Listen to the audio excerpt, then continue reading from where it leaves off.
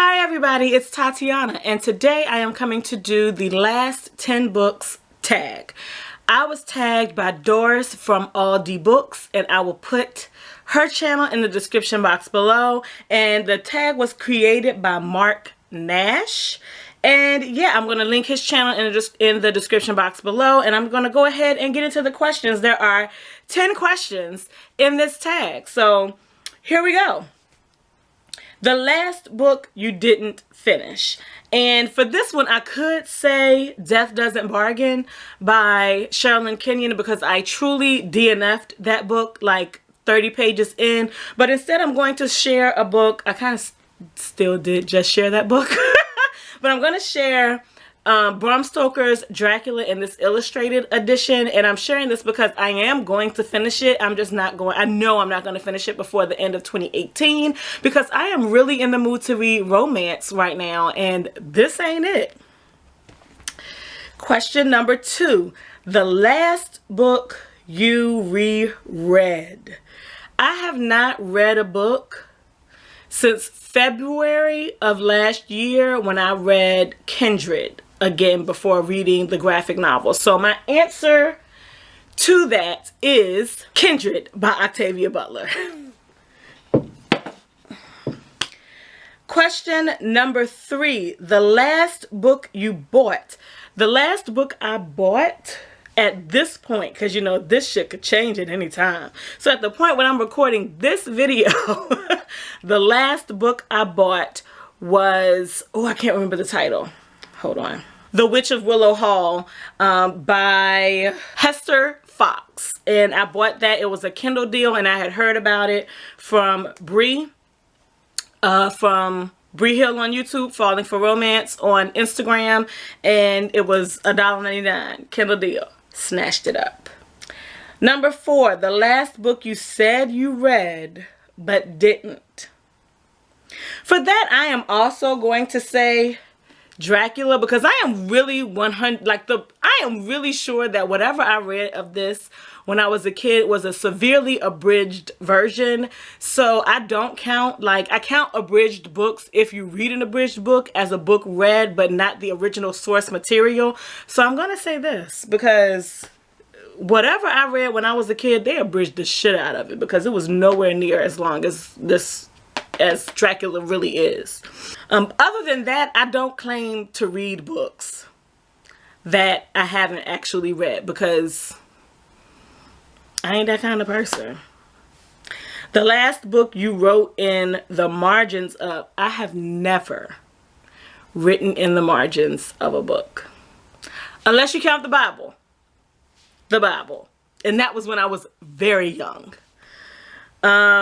Number 6, the last book you had signed was Praise Song for the Butterflies by Bernice L. McFadden. It is over on my unread bookshelf.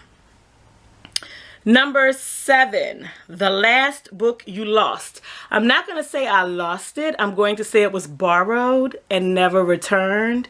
And that is Afterburn by Zane. And yeah, I just actually got rid of the cover because I borrowed it and kept the cover.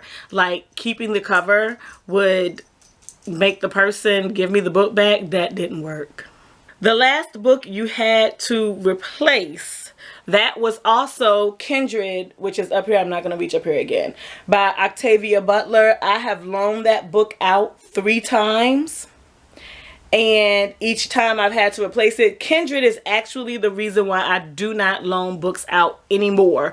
Because the last time I loaned it out, the person I loaned it out to passed away. And I didn't feel right asking their kid. Like, their kids were older than me. But I didn't feel right asking their kid, hey, can you, when you going through your mama's stuff, she got a book with my name on it. Can you call me when you find it and I'll come and meet you and pick it up? So for years, I did not have Kindred on my shelf because I hated the new covers, which are along this line. I wanted the actual original cover that I first had, and it took about 4 or 5 years before it was re-released in that cover, and it's got a stamp on it, and it's got a sticker on it. I didn't even care. I just wanted that cover. So yeah, that's the last book I had to replace. The last book I had an argument over, I don't argue about books because typically, unless a person has something to say about, like, if they didn't like a book, if they can verbalize a concrete reason why they didn't like a book that I loved, I don't have a need to argue over it. But if you just saying you don't like a book, to kind of say like you don't like a book, like you can't back it up or you can't explain why you don't like it, then that leads me to believe that one, you really didn't read the book, or two, you didn't understand the book. And not liking a book for lack of understanding is not a valid reason, in my opinion, for not liking a book. You can say, I didn't get it. It was over my head. And that's perfectly fine. There are some people who apparently this is a big issue for, to say that they didn't get a book. It's not a negative against you to say that you didn't get a book. And I have more of an issue with someone saying they didn't like a book because they didn't get it versus them having a valid reason about the actual makeup of the book, or even the author, something that the author did or said that they didn't like, to say that they don't like the book. So, but still, I wouldn't argue over that. To me, that's not an argument. I would just tell you, well, that's not a valid fucking reason, and move on to the next thing. Now, you might want to have an argument about it, but I'm done once I move on. The last book you couldn't get hold of. The last book I couldn't get hold of, the only reason why I couldn't get hold of it is because all the copies had been checked out at the library, and that was A Duke by Default by Alyssa Cole. As you can see, I just bought my own copy. I just bought I bought these at different times. I bought my own copy. I don't have a problem. Oh!